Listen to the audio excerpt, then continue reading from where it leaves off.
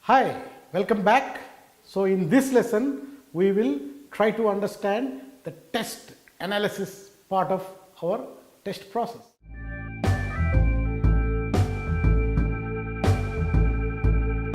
So just to remind you, we are in the first chapter of our ISTQB Advanced Test Manager Certification course, and we are talking about the second topic of our first chapter, and that is test analysis and design.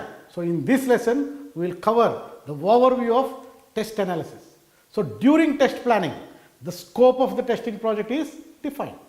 Then during test analysis, what happens?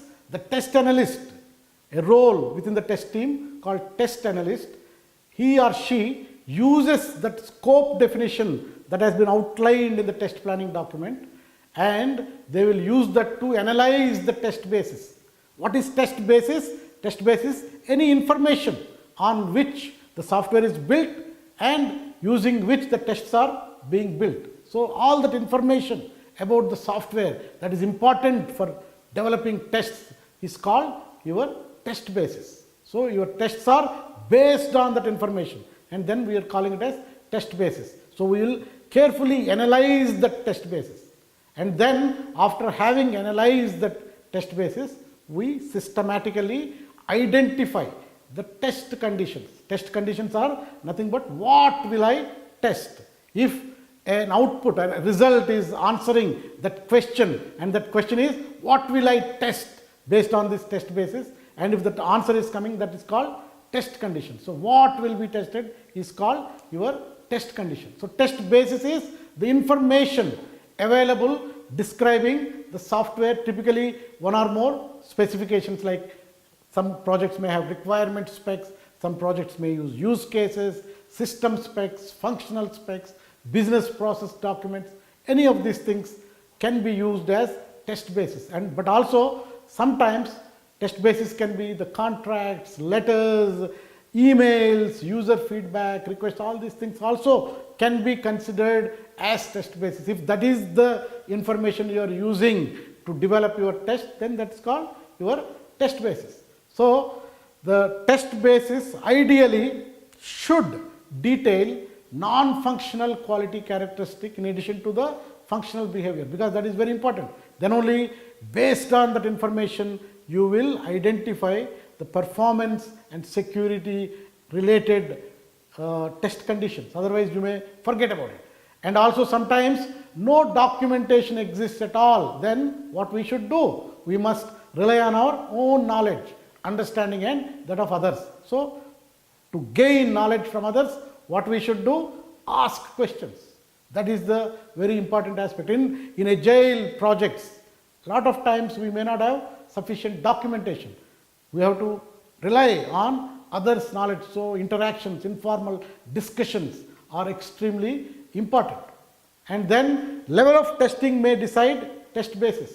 Like let's say you are doing user acceptance testing and you are trying to identify test conditions. Then your test basis may be a requirement spec.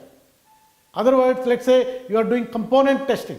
Then your test basis that you may rely is on low level design spec. So level of testing may decide your test basis as well. So test analysis and test design, in our fundamental test process, we always used to talk test analysis and design as one activity. But here in advanced syllabus, ISTQB organized this as test analysis and separate activity as test design. So it's very important, so that in an iterative kind of project you can parallelly do both test analysis and test design, and so it is not nothing like a sequential way. You don't need to look at this.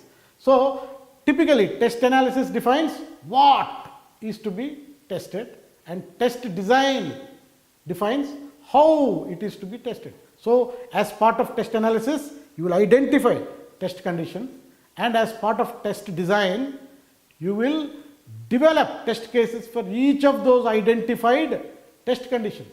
So if what is little part than how, if you look at that graphic there, but if the what is wrong, so if your analysis process you have not done very well and your test conditions you have not identified in a very systematic way, if that what is wrong, much of the how effort also will be wasted. So that is why we have to do or perform this activity very well. And who performs this activity in test projects? The test analysts.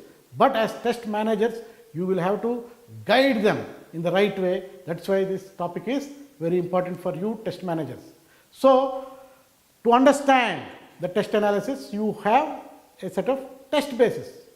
It can be real serious documentation or very lightweight documentation or no documentation at all.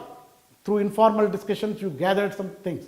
So that is your test basis. So what you have to do? You have to analyze that test basis. Analyze the test basis is a very serious activity. It is not just reviewing, reading test basis. You have to read it once, twice, 3 times, 4 times, talk to the stakeholders, but deeply understand and be able to prioritize what is important, what is less important, apply risk-based thinking. All these are very important. Then, using that analysis, you will identify test conditions or you document a set of test conditions and again you prioritize them based on the risk. So, while you are analyzing test basis, you have to understand or get to know the test basis very thoroughly, as I told you. And during that process, you will understand some things within the test basis are untestable, some things are wrong, some things are ambiguous, some things are redundant, some things are missing. So the very purpose with which you are understanding or getting to know test basis is a very useful exercise because you can find a lot of problems very earlier on in the life cycle. And using that information, you have to put these test conditions. So using the test basis, the test objectives that are outlined in your test strategy document, maybe the product risks that you have identified as a risk analysis process and talking to stakeholders, all these things you have gathered. So test conditions are measures and targets for your success. So ability to trace them back to test basis, test objectives, risks and stakeholder comments, these are all very important aspect of test analysis. So traceability both back to test basis and objectives and forward to test designs and test cases is an extremely important aspect. So another important thing that you will do as part of test analysis is that you will choose the test design techniques. There are multiple test design techniques: equivalence class partitioning, boundary value analysis, state transition testing, decision table testing, use case testing, statement testing, decision testing, performance testing. Variety of testing techniques are there, both black box, white box. So you, based on your analysis of test basis, you will try to identify the right test design techniques to test the software. So it goes through a funnel, and the funnel uses a proper filters to reduce or select the right techniques to design your tests, and that happens during your analysis. So the first filter is risks to be mitigated. What risks you are trying to mitigate? Based on that, a subset of test techniques may be more useful. Let's say if you are testing a workflow based system, a state transition testing with one switch coverage is a very important technique. So then you will identify that technique. Then knowledge of the software under test. If you have a lot of knowledge on the software under test, you may still go to some reactive strategies and exploratory testing. But if the knowledge is limited, then you may have to apply formal black box test design techniques with various degrees of coverage based on your risks, very important. Then source documents available, and then benefits delivered by each of these techniques to find the right type of defects and expected results that are available. That is what we call test oracles available. Based on that, you filter, and then you will come up with a set of test specifications, and for that you will document them. So just to recap what we talked about test analysis. So during test planning, the scope of testing project is defined, and during analysis, the test analyst uses this scope definition to, one, analyze the test basis, 2, identify the test conditions.